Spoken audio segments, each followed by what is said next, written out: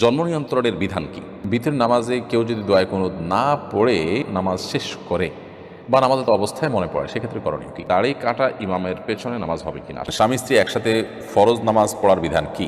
নামাজি ব্যক্তির কতটুকু সামনে দিয়ে গমনাগমন করা যাবে? নামাজের সামনে আয়না থাকলে আয়নাতে প্রতিবিম্ব দেখা গেলে নামাজের সমস্যা হবে কিনা? বাসায় নামাজ আদায় করার সময় আমার 2.5 বছর বয়সী এক মেয়ে সাথে নামাজে অংশ নেয়, কিন্তু সে মাঝে মধ্যে আমার সামনে দিয়ে হাঁটাহাঁটি করে, তাতে কি নামাজের কোনো ক্ষতি হবে? কামরুল জামাল আপনি লিখেছেন, দাড়ি কাটা ইমামের পেছনে নামাজ হবে কিনা? আশা করি উত্তরটা দিবেন। দাড়ি কাটা ইমামের পেছনে নামাজ পড়লে আপনার নামাজ হয়ে যাবে, বাট এরকম ব্যক্তিকে ইমাম হিসাবে নিযুক্ত করা অনুচিত। এরকম ইমামকে ইমাম হিসাবে নিযুক্ত করবেন না কর্তৃপক্ষ। যার দাড়ি কাটা আছে, দাড়ি ছাঁচা আছে, দাড়ি ছোট, সুন্নাহসম্মত দাড়ি তিনি রাখেন না, এরকম ইমামকে ইমাম হিসাবে নিযুক্ত করা কর্তৃপক্ষের দায়িত্ব অবহেলার সামিল। যদি নিযুক্ত করে ফেলে, আপনার বিকল্প কোনো জামাতে সামিল হওয়ার সুযোগ না থাকে, তাহলে এই ব্যক্তির পিছনে নামাজ পড়লে আপনার নামাজ আদায় হয়ে যাবে। ওলামায়ে কেরাম ফাসেক বা যে ইমাম গুনাহ করে সেটা প্রকাশ্যে যার গুনাহটা একেবারে থাকে, সেরকম ইমামের পিছনে সালাত আদায় করাটাকে মাকরুহ বলেছেন, বাট নামাজ হয়ে যাবে। রোমানা তানহা আপনি লিখেছেন, আমার 6 বছরের একটা মেয়ে প্রায় 1 মাস অসুস্থ থাকার পর মারা গেছে। সে কি জান্নাতি? আমি প্রায় স্বপ্নে দেখি ও অসুস্থ, এর কারণে ওর জন্য আমাদের করণীয় কি? দেখুন, একটা ছোট বাচ্চা মানুষ মারা গেছে, আশা করা যায় আল্লাহ তাআলার কাছে সেই জান্নাতের মেহমান হবে। তবে এই বাচ্চা, তার জন্য আপনাদের কিছু করার নাই, আপনারা দোয়া করবেন যেন সে আপনাদের জন্য সুপারিশকারী হতে পারে, কিয়ামতের ময়দানে যেন সেই সৌভাগ্য আপনাদের অর্জন হয়, সেই সুযোগ যেন আল্লাহ তাআলা দান করেন, এই দোয়াটা করতে থাকবেন। এর বাইরে আর কোনো বিশেষ কিছু করার নেই। আর 1 মাস পর অসুস্থ ছিল, তারপরে মারা গেছে, স্বাভাবিক যে আপনারা তাকে স্বপ্ন দেখবেন, এবং অসুস্থতার সেই দৃশ্যগুলো যেহেতু বারবার আপনাদের স্মৃতিতে ভেসে ওঠার কথা সাধারণ অবস্থাতেও, অতএব ঘুমের মধ্যে এটা দেখা অস্বাভাবিক কিছু নয়। অতএব এটাকে ভিন্ন কোনো ব্যাখ্যা বা মানে সূক্ষ্ম ইঙ্গিতমূলক কোনো কিছু বলে আমি মনে করছি না। জামি ইসলাম শহীদ এআইডি থেকে আপনি লিখেছেন, জন্ম নিয়ন্ত্রণের বিধান কি? জন্ম নিয়ন্ত্রণ করার যদি প্রয়োজন হয়, কোনো ব্যক্তি এমন হন যে তিনি তার এই মুহূর্তে সন্তান নিতে গেলে তার স্ত্রীর জীবন হুমকির মধ্যে পড়বে, বা সন্তান একটা আছে, এই মুহূর্তে একটা সন্তান এলে তাকে লালন পালন করার মতো কোনো ব্যবস্থা নেই, কেউ নেই, তো এরকম পরিস্থিতিতে সাময়িক জন্ম নিয়ন্ত্রণ তিনি করতে পারেন।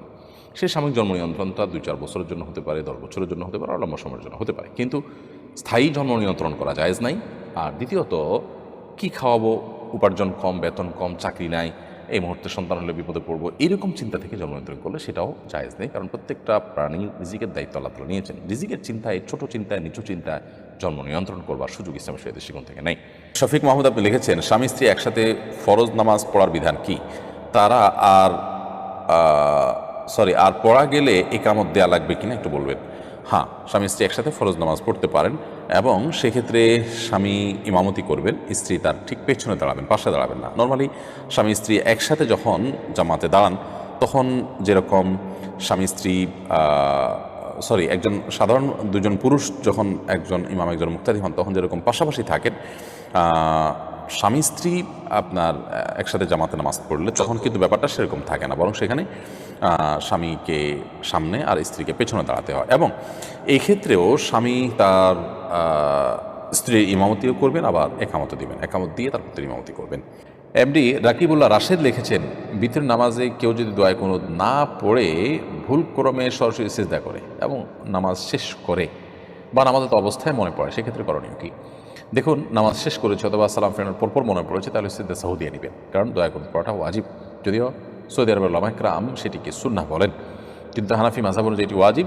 আপনি সিজদা সাহু দিয়ে নেবেন, এটি অধিকতর নিরাপদ বটে। মোহাম্মদ অমিত আপনি লিখেছেন, নামাজি ব্যক্তির কতটুকু সামনে দিয়ে গমনাগমন করা যাবে?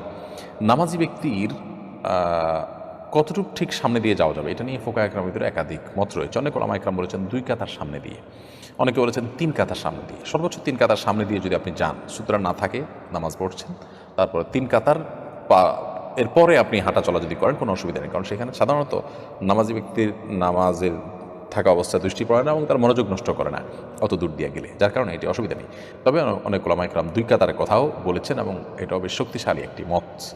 কোনো উলামা একরাম অবশ্য নামাজি ব্যক্তির যে সিজদার জায়গাটা তার বাহির দিয়া যাওয়ার পারমিশন দিয়েছেন, তবে এটার চাইতে দ্বিতীয় কাতার 2 কাতার এর পরে যাওয়া জায়েজ আছে, এই মতটা অধিকতর শক্তিশালী এবং যৌক্তিক। এমনি তৌফিক আপনি লিখেছেন, নামাজের সামনে আয়না থাকলে আয়নাতে প্রতিবিম্ব দেখা গেলে নামাজের সমস্যা হবে কিনা? নামাজ হয়ে যাবে, কিন্তু সামনে আয়না রেখে নামাজ পড়লে যেহেতু আয়নাতে নিজের চেহারা দেখা যাবে, শরীর দেখা যাবে, অতএব শরীরে কোনো ত্রুটি, কোনো বিচ্যুতি, পোশাক আশাকের আপনার ভালো মন্দ দিক সেগুলো নজরে পড়বে এবং খুব স্বাভাবিকভাবে নামাজের মধ্যে মনোযোগ নষ্ট হবে। নামাজের সামনে মনোযোগ নষ্ট হতে পারে এমন কোনো কিছু রাখা ঠিক নয়। এরকম কোনো কিছু রেখে নামাজ পড়া এটা অনুচিত এবং মাকরুহ। সেই হিসাবে আয়নাকে সামনে রেখে নামাজ পড়লে নামাজ মাকরুহ হবে। বাট নামাজ হয়ে যাবে, ফরজটা আদায় হয়ে যাবে। যদি আয়না থাকেও তাহলে যথাসম্ভব নজরকে হেফাজত করে সেজদার এরিয়া এবং গণ্ডির মধ্যে নজর রেখে সালাত আদায় করতে হবে এবং ইচ্ছাকৃতভাবে আয়না সামনে রেখে সালাত আদায় করবে না। প্রয়োজন অন্য কোথাও দাঁড়াবে যাতে করে চোখের সামনে আয়না বা আয়না নিজের প্রতিবিম্ব ছায়া দেখা না যায়। সিয়াম আহমেদ আপনি লিখেছেন, শীতের সময় স্বপ্নদোষ হলে শীতের প্রচণ্ডতার কারণে ফজরের নামাজ পড়তে পারি না, এক্ষেত্রে করণীয় কী? শীতের সময় যদি স্বপ্নদোষ হয় তাহলে সেক্ষেত্রে আপনার যত শীতই হোক, যত ঠান্ডাই হোক না কেন, আপনাকে ফরজ গোসল করতে হবে। যদি এমন হয় যে এত তীব্র ঠান্ডা পানি যে এটি শরীরে লাগলে আপনার মৃত্যু হতে পারে, কোনো অঙ্গহানি হয়ে যেতে পারে, এরকম জটিল ঠান্ডা যদি হয় তাহলে সেক্ষেত্রে একটু পানি গরম করার ব্যবস্থা করতে হবে। বা গরম পানি কোনোভাবে যদি সংগ্রহ করা না যায়, সেরকম কোনো ব্যবস্থা না থাকে, তো এরকম তো জায়গা পাওয়া কঠিন আজকাল যে সেখানে গরম পানি করার কোনো ব্যবস্থা নাই। যদি এরকম হয় যে পানি এত ঠান্ডা আবার গরম পানি করার ব্যবস্থা নেই, তাহলে সেক্ষেত্রে এমন করলে নামাজ হয়ে যাবে। বাট যদি পানি গরম করে পানি মানে অন্তত নর্মাল করেও গোসল করা যায় তাহলে সেক্ষেত্রে অবশ্যই আপনাকে গোসল করতে হবে। মাহবুব আপনি লিখেছেন, তরফদার মাহবুব আপনি লিখেছেন, আমি বাসায় নামাজ আদায় করার সময় আমার 2.5 বছর বয়সী এক মেয়ে সাথে নামাজে অংশ নেয়, কিন্তু সে মাঝে মধ্যে আমার সামনে দিয়ে হাঁটাহাঁটি করে, তাতে কি নামাজের কোনো ক্ষতি হবে? না, সে যদি আপনার সামনে হাঁটাহাঁটি করে মাঝে মধ্যে, এতে আপনার নামাজ হয়ে যাবে, নামাজ হবে না এরকম না। কিন্তু বাচ্চাদের সামনে নামাজের সামনে হাঁটাহাঁটি না করে আপনার মনোযোগ নষ্ট না হয় সেজন্য অন্য কেউ বাসায় থাকলে তাকে যেন এটা ধরে রাখে, সেটা ভালো। অথবা আপনার আপনি নিজেও যদি দেখা যায় খুব বেশি ডিস্টার্ব করে তো আলতো করে নামাজের মধ্যে আমলের কাছেই না হয়, অর্থাৎ নামাজের মধ্যে এমন কিছু করছেন যেটা দেখে আপনি নামাজের পুরো মুড থেকেই বের হয়ে গেছেন, এরকম না হয়, সেরকম করে আপনি তাকে আস্তে করে সরা দিতে পারেন আলতো করে। আর যদি সে আপনার সাথে নামাজে দাঁড়ায়, অতএব সে নামাজ পড়বে সেটা আপনি ধরে নিয়েছেন, কিন্তু নামাজ না পড়ে সমাজে হাঁটাহাঁটি করছে, এতে আপনার নামাজের ক্ষতি হবে না ইনশাআল্লাহ তাআলা। বিশেষ করে শেখার উদ্দেশ্যে তাকে সাথে নামাজ পড়াটা দর্শনীয় নয়।